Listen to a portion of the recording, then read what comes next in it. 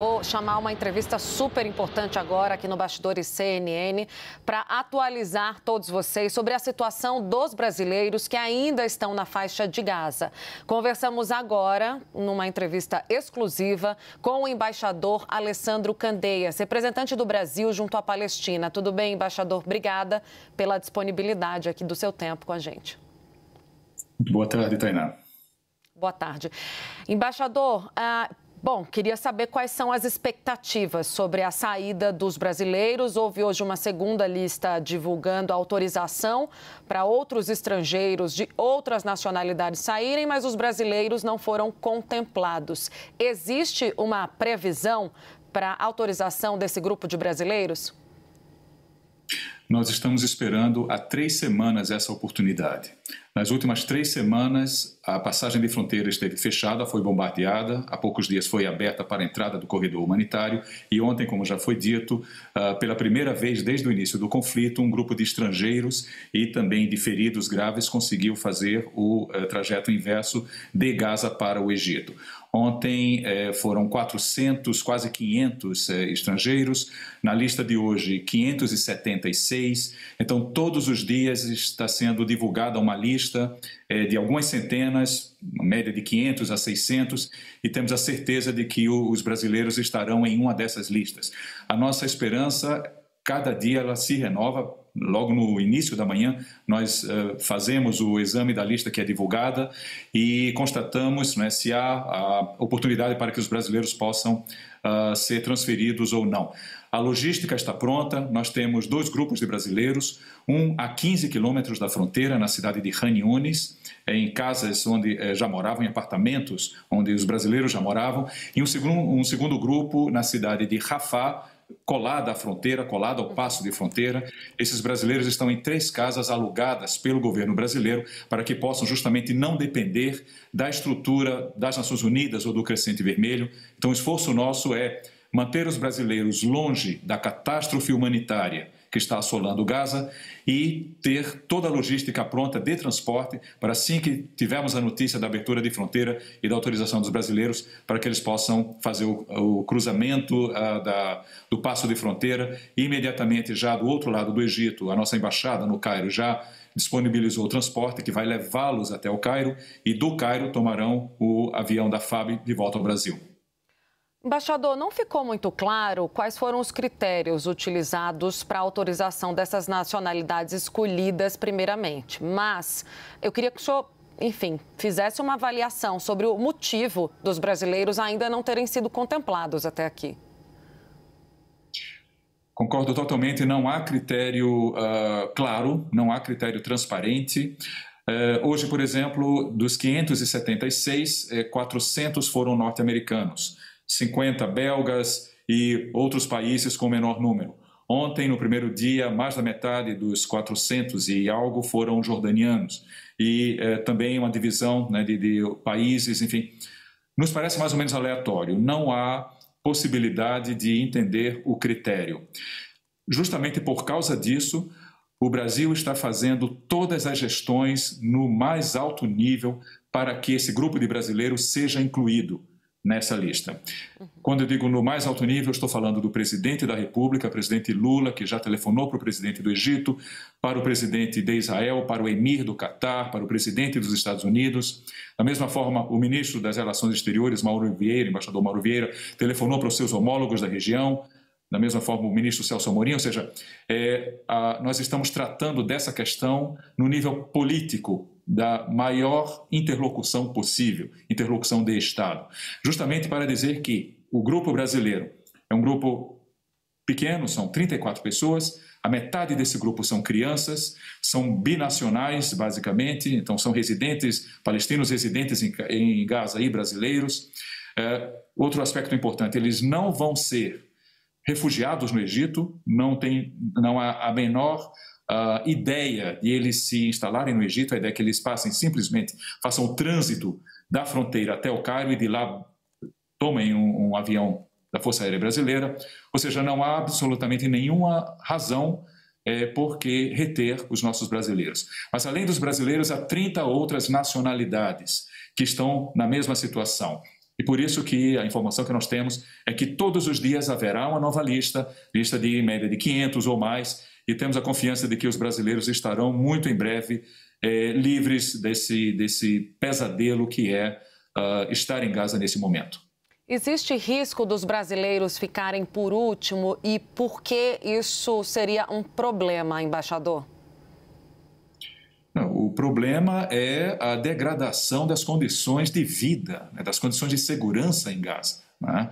Então, o nosso esforço desde o início, desde que esse conflito começou, no dia 6 de outubro, foi de apresentar às autoridades competentes do Egito, de Israel, enfim, de todos os atores relevantes aqui, a lista dos brasileiros e, em paralelo, a demanda, tanto do ponto de vista diplomático quanto do ponto de vista realmente de Estado, de chefes de Estado, para que os brasileiros possam estar presentes nessa lista autorizada.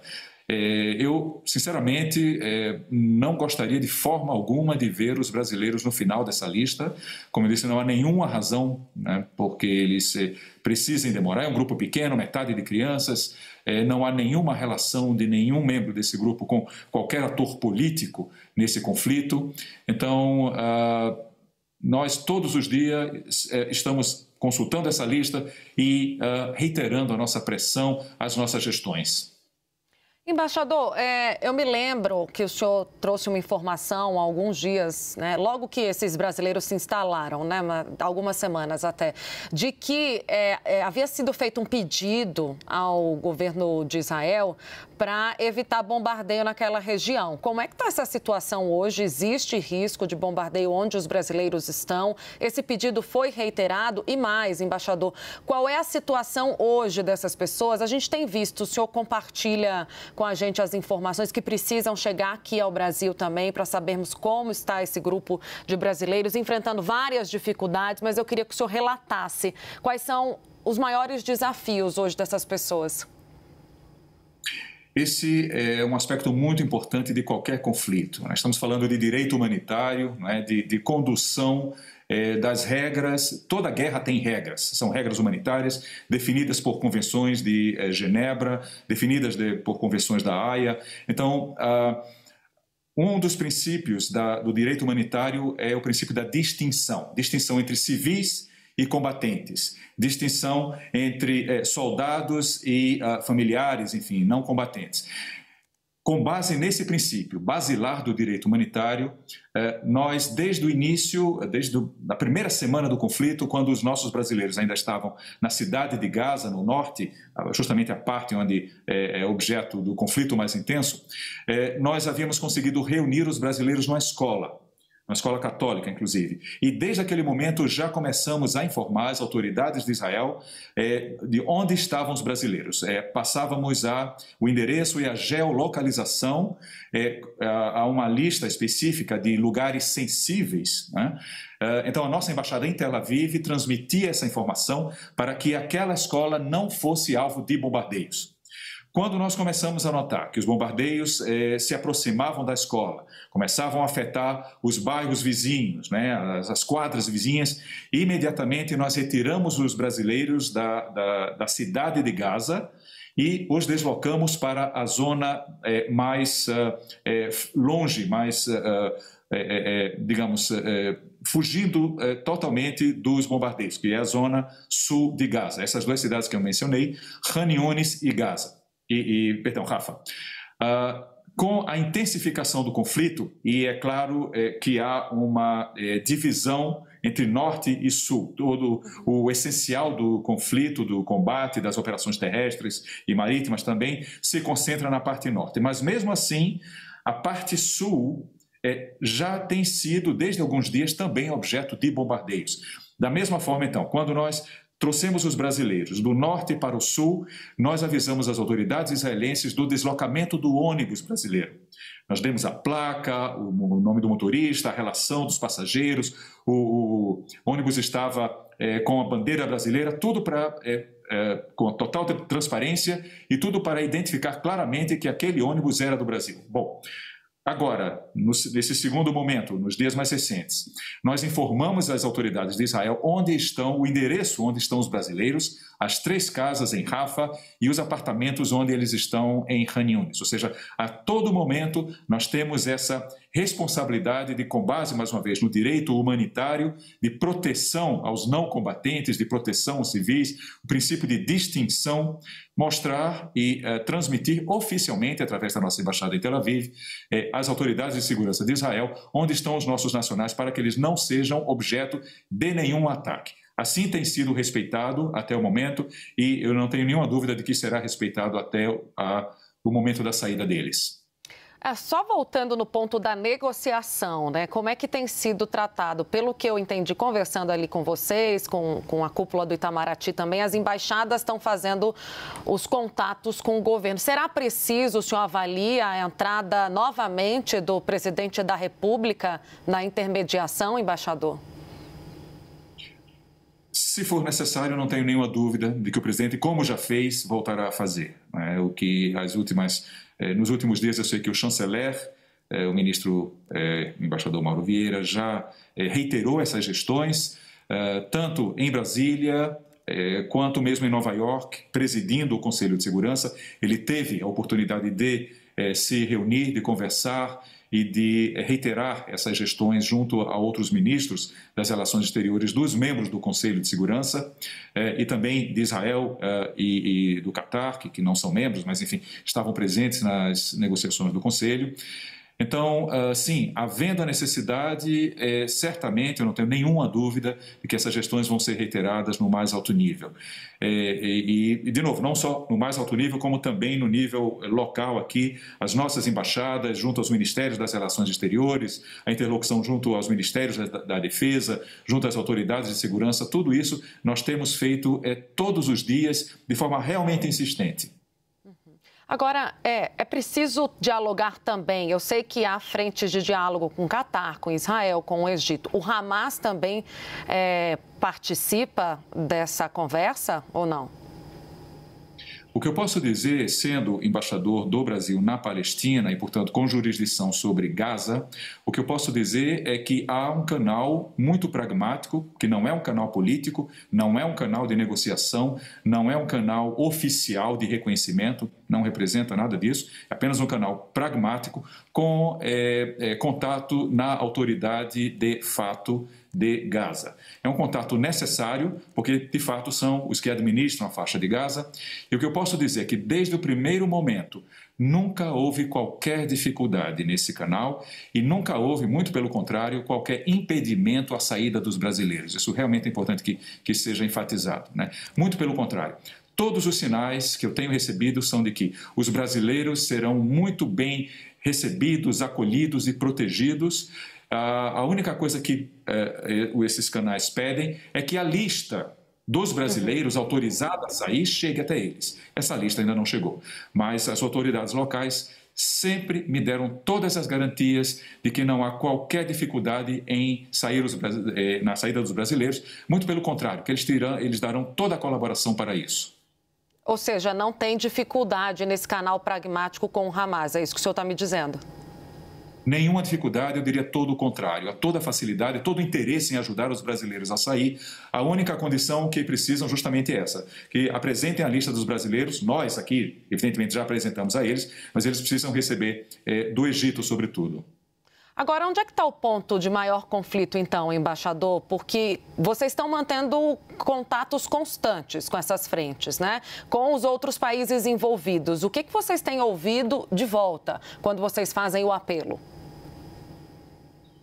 Que as listas dos brasileiros já tomaram nota das nossas listas, já têm muito presente e que serão contempladas nos próximos dias dentro dessas listas de centenas de estrangeiros que vão ser liberados ou autorizados a cruzar a fronteira. Ou seja, não há nunca nenhum impedimento, claro.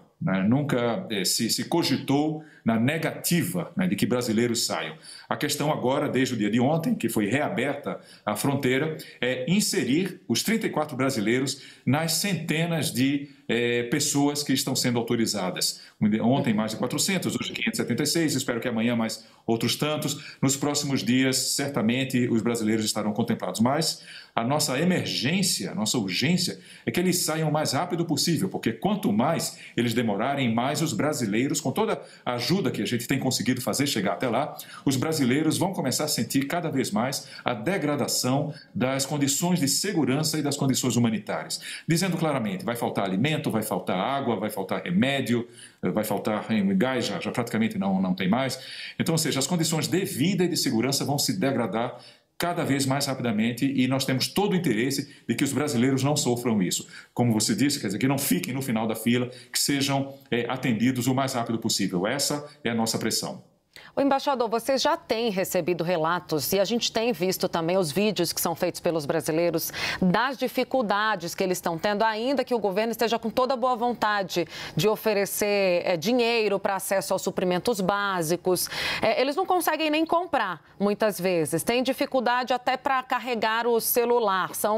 É uma situação que vai gerando realmente um estrangulamento da vida dessas pessoas, né? Elas estão sendo supridas de todas as necessidades básicas, né? Aliás, suprimidas dessas necessidades básicas. O senhor teme que essa situação fuja do controle, de que vocês não consigam mais ter o que fazer para ajudar essas pessoas? A gente espera que não, mas eu digo, o que a gente assiste é uma evolução para pior da rotina desses brasileiros e, enfim, dos demais civis, imagino. Exatamente, esse é o nosso temor, sim, sem nenhuma dúvida. A situação vai se degradar, eles já estão vivendo em uma...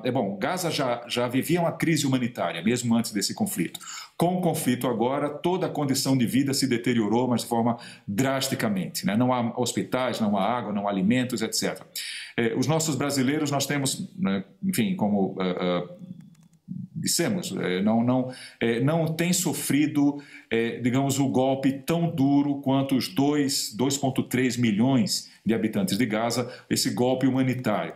Eles não dependem dos abrigos da ONU, não dependem dos abrigos do Crescente Vermelho, não dependem dos depósitos de comida das Nações Unidas ou das ONGs. Quer dizer, eles têm recebido os recursos e têm tentado buscar no precaríssimo mercado local, né? Às vezes andando horas mesmo, saindo da cidade, enfim, para encontrar garrafas de água, não tem mais pão, por exemplo. Então, o que é que eles fazem? Eles compram farinha de trigo e eles mesmos fazem o pão em casa. Não tem gás, então eles fazem o fogo a lenha. Enfim, então é um pouco um padrão de vida pré-industrial, né? Sem nenhum conforto, mas pelo menos com casas seguras. Falta água, enfim, isso vai piorar, não há nenhuma dúvida disso. Daí a nossa aflição, nossa e dos brasileiros que estão lá, nós sentimos o que eles estão sentindo todos os dias e todos os momentos, enfim, nós estamos em contato com eles, recebendo as demandas e sobretudo, quer dizer, sofrendo com eles também, porque eles nos dizem são inequívocas as manifestações de desespero, né? Alguns dizem, algumas semanas atrás, quando estava em Gaza, a gente recebia mensagens: eu vou morrer, né? Por favor, nos tirem daqui. Nessa semana, problemas de saúde com as filhas, 2 filhinhas, né, de um brasileiro chamado Hassan, que está em Khan Yunis, né? As filhas dele, por exemplo, tiveram problemas de vista, os olhos inchados, ardidos, porque o ar de Gaza, com os bombardeios, com fósforo branco, há denúncias, né, de uso do fósforo branco, com toda a poeira, né, que sobe com os prédios destruídos, então isso começou a afetar a vista das 2 criancinhas. Então nós conseguimos um médico aqui em Jerusalém que fizesse a consulta online com eles, e ele medicou, enfim, passou remédios, etc. E o Hassan conseguiu, transferimos recursos para ele andou, enfim, muito até conseguir uma farmácia que estivesse funcionando, comprou enfim, essa pomada, o medicamento, e que já está acabando também, né? Então, ontem mesmo ele me mandou uma mensagem dizendo: eu não sei se eu vou conseguir encontrar de novo esse mesmo remédio, né, para as filhas dele que estão com problema na vista. Melhorou, mas como os bombardeios continuam, como o ar está irrespirável e muito poluído, né, com esses bombardeios todos, as criancinhas estão sofrendo. Há problemas de febre, irritação de pele, porque os bombardeios soltam, né, toda uma série de substâncias químicas que queimam a pele, né? Isso sobretudo em Khan Yunis. Em Rafah, que é mais o sul, 15 quilômetros ao sul, a situação é um pouco eu diria, entre aspas, mais tranquila. Mas Khan Yunis, sim, tem sido bombardeado. Então, ou seja, não é problema de dinheiro, infelizmente conseguimos transferir para eles, é problema de acesso a mantimentos, acesso a remédio, porque estão sendo cada vez mais escassos. O comboio humanitário, isso é importante dizer também, o comboio humanitário que tem sido autorizado a entrar em Gaza, ele é muito insuficiente para dar isso em números. Em tempos mais ou menos normais em Gaza, entravam de 200 a 400 caminhões em Gaza, com alimentos, com remédios, com tudo. Desde que começou o conflito, a fronteira estava fechada, então já temos um hiato de 3 semanas, e agora, esta semana, quando voltou a abrir a passagem para a entrada de comboio humanitário, só tem conseguido entrar por dia entre 20 e 50 caminhões, ou seja, caímos de 200 ou 400 com produtos normais para uma Gaza que já estava em crise, para 20 a 50. Quer dizer, absolutamente insuficiente, né? E o material que está entrando vai para os depósitos das Nações Unidas e do Crescente Vermelho. O Brasil está também participando desse comboio humanitário. Os aviões que chegaram aqui trouxeram e para o Egito, né, doação do Brasil ao Crescente Vermelho no Egito. Trouxeram purificadores de água, né, a questão do acesso à água potável, trouxeram equipamentos, houve uma doação também agora do MST de 2 toneladas de alimentos, há outro anúncio que será em breve também doado, ou serão doados mais 5 toneladas, ou seja, o Brasil tem participado das doações humanitárias à Gaza, só que os caminhões com todas essas doações ainda estão no final da fila, ainda não conseguiram entrar. E os brasileiros, cada vez mais, né, sofrendo com tudo isso, a situação vai piorar. Eles têm que sair rápido de lá. Obrigada, viu, embaixador, pela sua, enfim, a sua sinceridade aqui com a gente, trazendo informações tão necessárias para nos colocar a par da situação em Gaza, do que atravessam os nossos brasileiros. Espero muito que eles saiam de lá em breve, em segurança. E parabéns também pelo seu trabalho. Muito obrigada e aguardamos informações aqui, boas informações. Estamos aqui, enfim, torcendo muito por isso, para dar a notícia de que eles finalmente conseguiram sair amanhã ou no sábado, no fim de semana, muito em breve. Estamos na torcida. Muito obrigada, embaixador. Muito obrigado, Tainá. Parabéns pela cobertura e eu quero ver as breaking news da CNN com a saída dos brasileiros. Se Deus quiser. Obrigada.